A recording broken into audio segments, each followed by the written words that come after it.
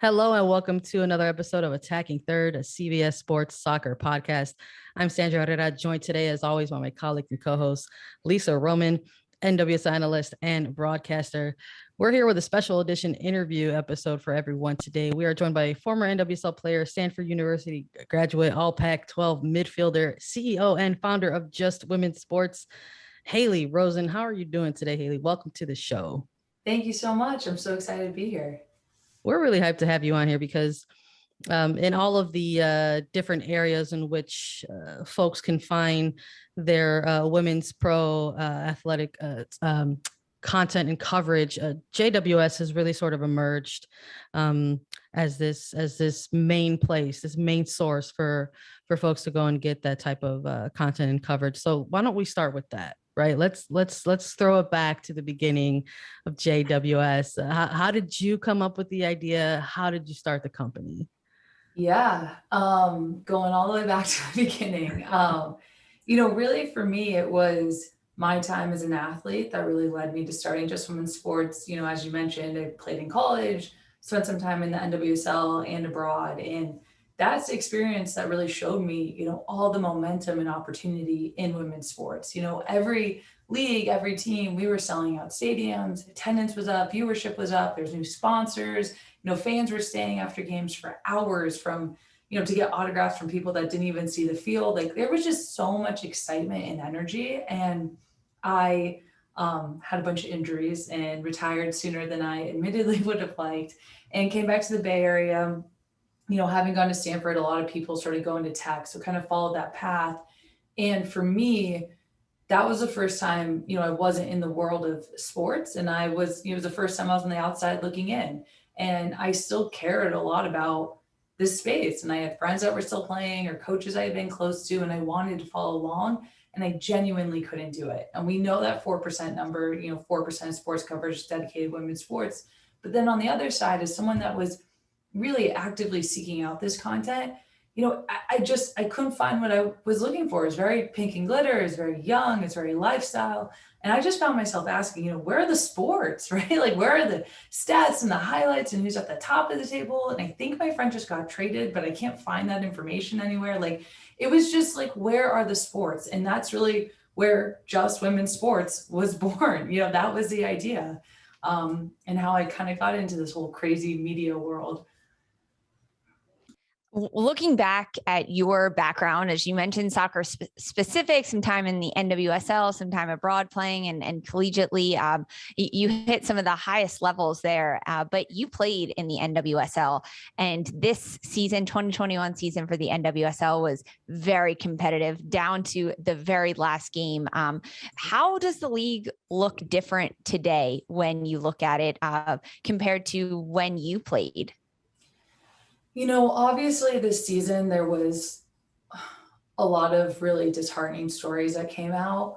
And I think it's a good thing that happened, right? I think it's a part of progress. We had to root it out, talk about it, shed light on it, and be able to move forward. And I think that sort of with that said, the league looks really different in a lot of ways that are positive. There's more teams. There's more sponsors, there's more resources.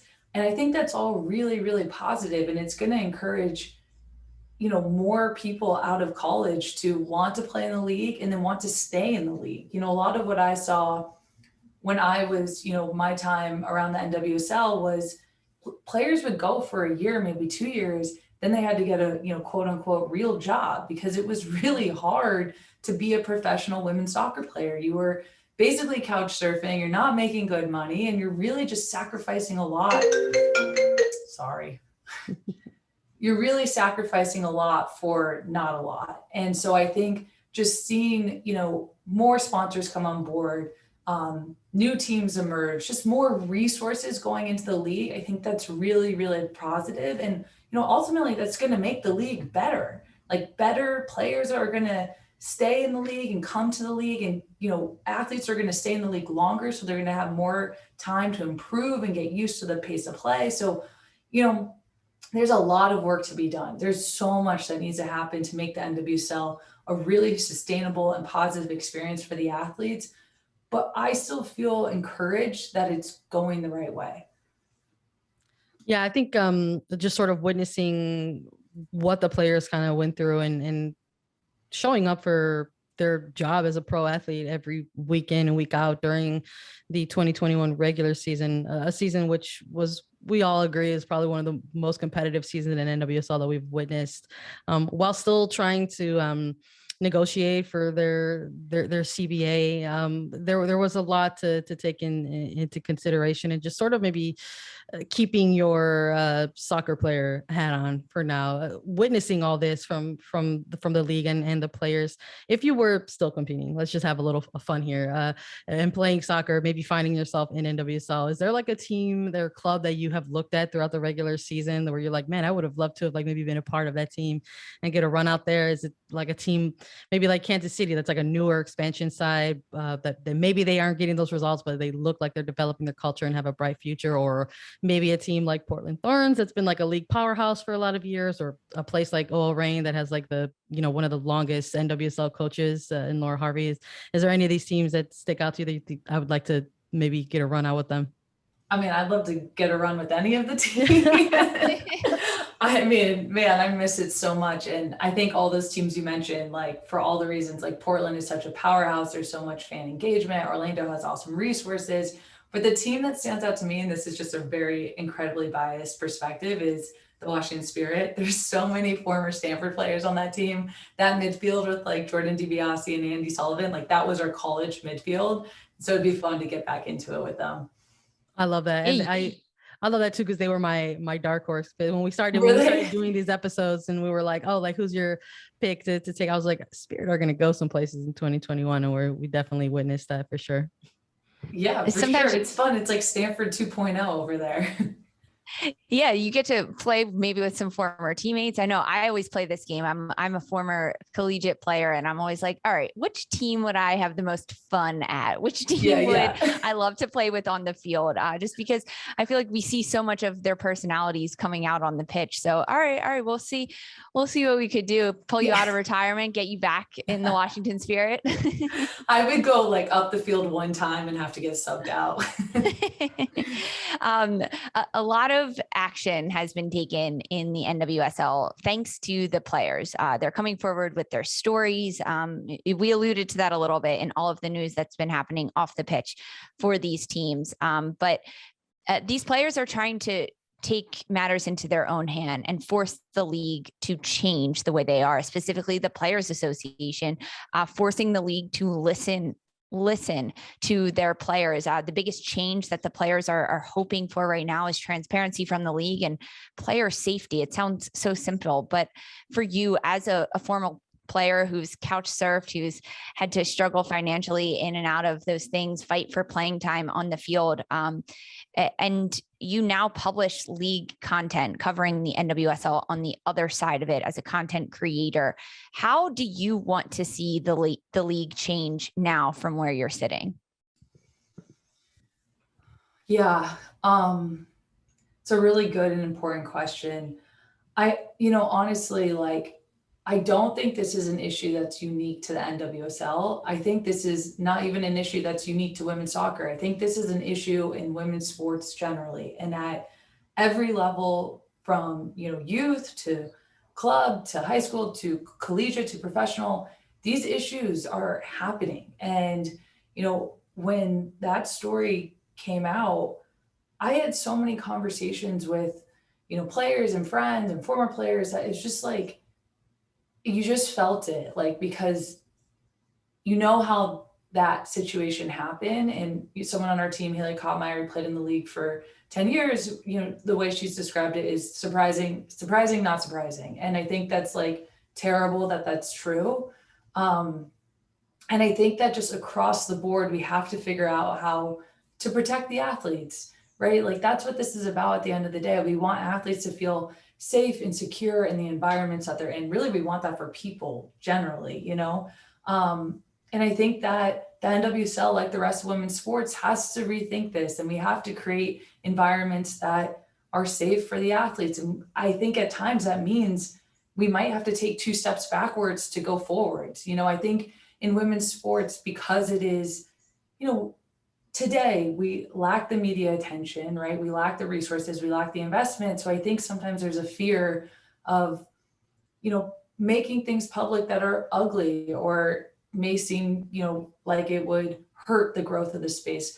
But I think we have to just put player safety first and foremost. And if that means making tough decisions, and that might mean letting go of great coaches, and that might mean letting go of owners that have a lot of resources. But I think if we build with the athletes in mind, we're going to create, not only a safer and healthier ecosystem, but I think that's the ecosystem that's going to win and be successful for, the NWSL and just women's sports more broadly, because it all starts with the athletes and it starts with the play. And it's, if that's good and that's healthy and that's going the right way, I think a lot will work out. And that's a little bit of a convoluted answer, but I just think like the summary for me is we just have to rethink the dynamic and we have to protect women. Hard stop. Yeah, no, full stop for sure. Kind of looking at that a little bit and maybe kind of connecting these two things. With all of the things going on or that had happened throughout the regular season, we still saw a lot of like strong individual performances from players throughout various club teams. And we got to see some of these players make the leap into U.S. Women's National Team camps based on the play that they were putting together for their club teams. We recently saw head coach Vlatko Andonovski call in different players during the September and October post-Olympic friendlies, where we saw the farewell games as well for somebody like Carly Lloyd. And at the conclusion of those types of games, automatically people are looking ahead. And there was a lot of chatter about like the end of year, friendlies, if there will still be some more. There's a lot pending there.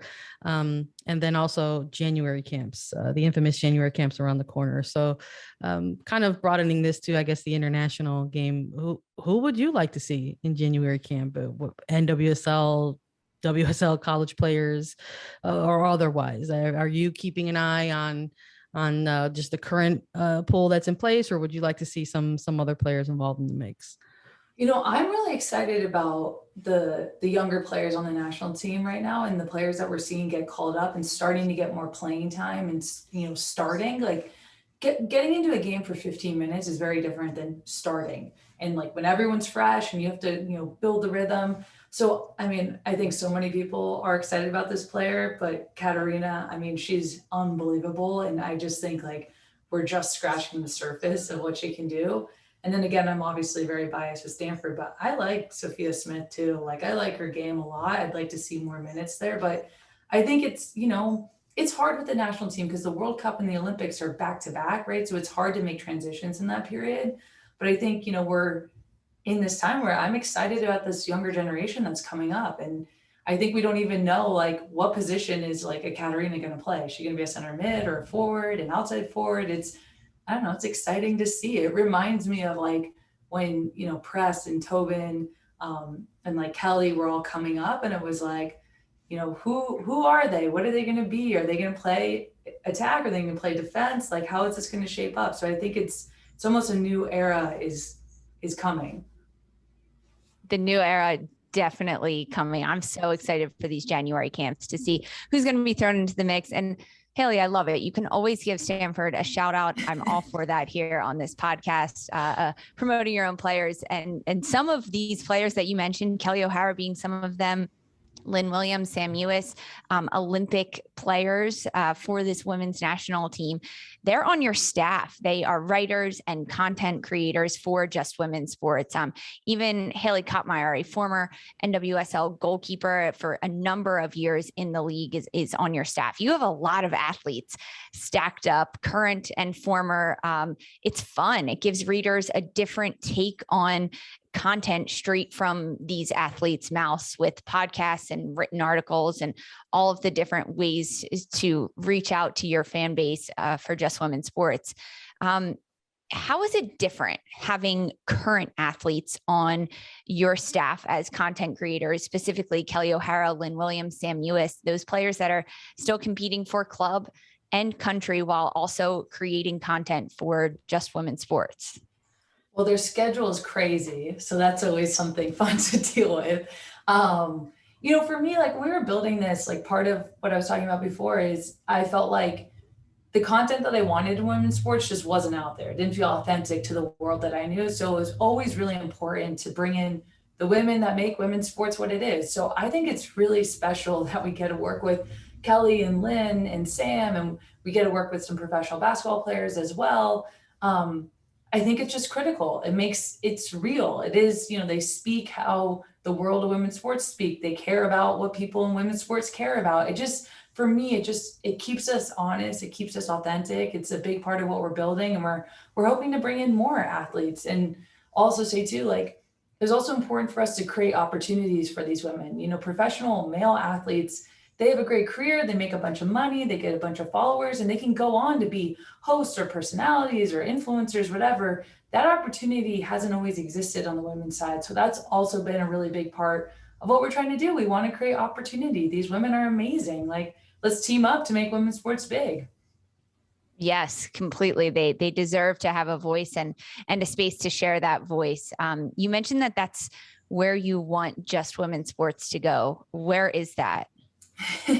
So for us, I think like women's sports is the fastest growing area in sports. And I think that's incredibly exciting. And for us, we want to be that one-stop shop. So we want we want to expand our digital content. We want to expand our audio network, get into premium content. And ultimately for us, we want the games. We want it, with you guys too. The games that are not on CBS, we would love to take, and we'd love, to have the game content and the, the sort of the storytelling around it too, because we really believe, building this fan base starts with content and storytelling. And if we can get fans tuning in every week, every day, which I think is very realistic, everything you see on the guys side, I think we can go build the really robust agencies, the fantasy, the betting. Like we can build this whole world and make it, I think bigger than men's sports. And for me, it starts with content. So I love this podcast that you guys are doing. I love like everything that's happening in this space. Like, I just think it's really cool and important and exciting, and the momentum's there.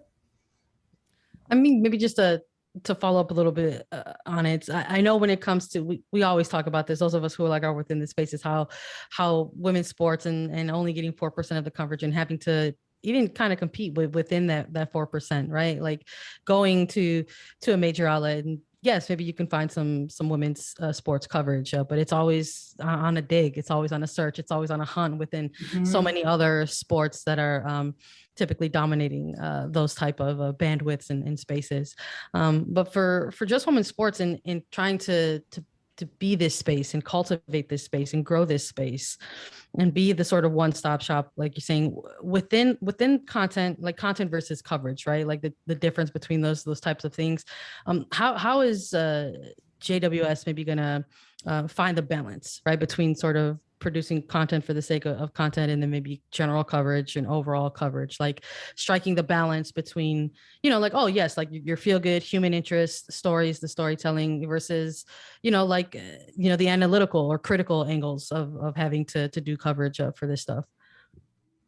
Yeah, I mean, I think it's just important to treat women's sports like sports. And so that means being critical, and that means being critical of leagues and teams and also athletes when they don't show up, because I think that's part of it, right? We have to keep everything honest, and it sparks debate and interest. And no, she actually did play really well, or no, she didn't, right? Like we have that on the guys' side so much, and it's interesting and entertaining content. So I think we are never going to not criticize, and like we work closely with the leagues and we tell them that too. And we're like, that's good for you. You want that. And I think everyone's bought into that as well. But I think for us, like, I mean, honestly, in a lot of ways, where I see us at this phase in our company is almost like a women's sports marketing company. Our goal is to grow this space because these women are awesome and the product is awesome. And we would just want more people coming in and it's like, jump in, the water's warm. We want to grow this space and grow the ecosystem. And so for us, like, we want to give you that coverage or content, like, whatever you want to call it, like games, news, analysis, stats, because it's interesting and it's part of it and it's part of building the world. And we want to give you, some of those fun podcasts, like Sam and Lynn's podcast it's just fun. It's like the ultimate soccer girl podcast. They have a blast. They get weird, that's just fun. And I think it's important to see all sides of it, right? Like they're very serious athletes and they're humans, right? And they're goofy and they're real. And so I think I'm not convinced that one is more important than the other. I am convinced that we have to build the world. And part of building the world is the stats and it's the fun. And, that's really what we're trying to do. I love it so much. When you go to Just Women's Sports, you see automatically all different types of spots. You see the podcast, you see the different types of pieces, whether they're long form or shorter or more analytical. And I love that when you get there, you could see that it's again, we started out the top of this podcast by saying this, that it really is becoming this place for audience to go who are solely looking for the content and the coverage of women's sports. But outside of the big two, right? NWSL, WNBA, what other areas does JWS directly sort of look into and try to amplify? Like when when the audience is going to JWS and they know they can find NWSL stuff or they know they can find WNBA stuff, what else are they going to find when they hit on up that site? Yeah, I mean, our goal is really to cover all women's sports. We definitely focus on the big two, WNBA and NWSL. We're also covering, US Women's National Team, international soccer, women's surfing. There's a ton of excitement there. The LPGA, WTA, Athletes Unlimited is doing a lot of really awesome stuff. We love college sports as well. That was obviously harder in the pandemic because it was sort of on and off, but we want to bring you women's sports. We're really learning that, the audience that likes, maybe women's soccer is starting to like, women's basketball and women's tennis. And we really think, you might come for one thing, but the goal is to have you stay for a bunch of other things and just build that world of women's sports. And so if it's women's sports, we're all over it. You like it. I love it. It's so awesome to have you here on Attacking Third. Finally, Haley, thank you so much for joining us today. I would like to thank everybody for listening to this awesome conversation that we just had. This is the first ever, probably not the last, collaboration between Attacking Third and JWS. If you've enjoyed what you've heard here today, I want to let everybody that you can follow us on Twitter at Attacking Third. We're on Apple Podcasts, Spotify, Stitcher, and anywhere else you listen to your podcast show. If you go on over to Apple Podcasts and leave us a 5-star review with a question, Lisa and I will answer as part of our mailbag segment. So head on over and leave us a review and a question. And we're also available as video. So head on over to youtube.com/Attacking Third and hit subscribe so you never miss a thing. For Sandra Herrera, Lisa Roman, and Haley Rosen, this was Attacking Third.